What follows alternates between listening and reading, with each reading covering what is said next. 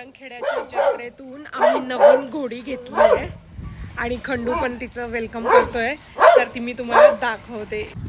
ही आहे आमची राधा.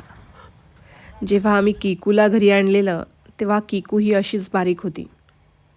ही पण काही दिवसात किकूसारखी आता छान हेल्दी होणार. हिला घेण्याआधीच माझ्या भावाच्या लक्षात आलं की हिच्या पायाला खूप मोठी जखम झालेली आहे.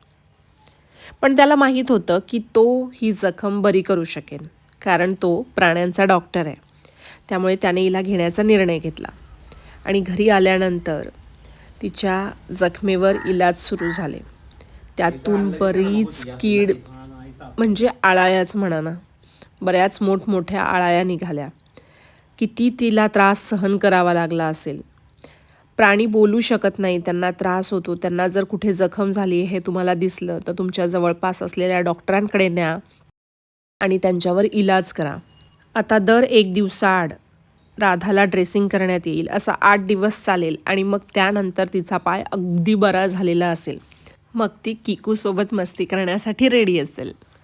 सारंगखेड्याला दत्त जयंतीनिमित्त खूप मोठी जत्रा भरत असते आणि त्यात चेतक फेस्टिवलही असतं.